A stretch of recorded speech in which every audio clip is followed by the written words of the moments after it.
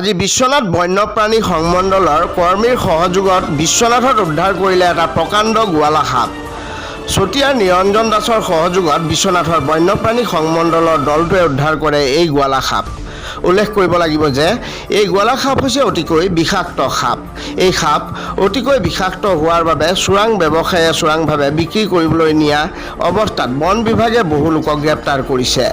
যোৱাকালিও বিশ্বনাথৰ কোচগাঁৱৰ এজন লোকৰ ঘৰত এই বিষাক্ত সাপ বিচৰণ কৰা প্ৰত্যক্ষ কৰিছিল, যাৰ বাবে সমগ্ৰ নিশাটোৱে উজাগৰে কটাবলগীয়া হৈছিল ভুক্তভোগী পৰিয়ালটোৱে।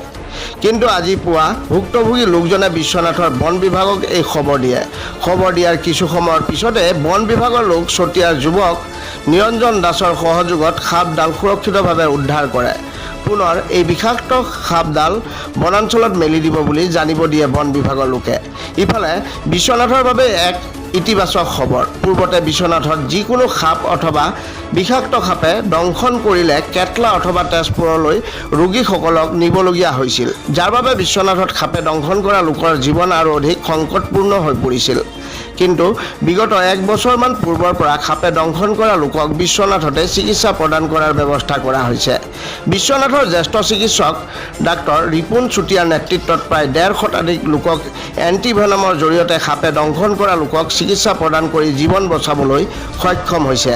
ইয়াৰ ভিতৰত প্ৰায় ১০জনমান লোকক অতি বিষাক্ত সাপে দংশন কৰিছিল যদিও ডাক্তৰ ৰিপুণ চুতীয়াৰ নেতৃত্বত এইসকল লোকক বিশ্বনাথ চাৰিআলি অসামৰিক চিকিৎসালয়তে চিকিৎসা প্ৰদান কৰি জীৱন দান কৰিবলৈ সক্ষম হৈছে। ডাক্তৰ ৰিপুণ চুতীয়াক, যাৰ বাবে বিশ্বনাথ জিলা প্ৰশাসনে কালি অৰ্থাৎ ১৫ আগষ্টৰ দিনটোত জিলা প্ৰশাসনে কাছাৰী ময়দানত অনুষ্ঠিত কৰা স্বাধীনতা দিৱসত বিশেষভাৱে সম্বৰ্ধনা জ্ঞাপন কৰে।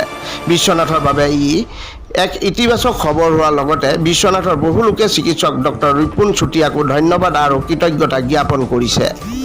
মানে চাইছোঁ কালিৰ পৰা ৰাতি টোপনি যাব পৰা নাই মানুহকেইটা।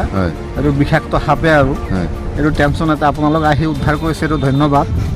কিন্তু মানে নিশাটো এনেকৈ পাৰ নিশাটো কালি এনেকৈ পাৰ হ'ল চবৰে, সাপ চাওঁতে এইটো সাপটো মাজে মাজে ঘূৰি আছিলে এইফালে, আমি পাই আছিলোঁ কিন্তু তেনেকৈ সুবিধা পোৱা নাই আৰু। তাৰপিছত এতিয়া কেনেকুৱা লাগিছে সাপটো ধৰোঁতে?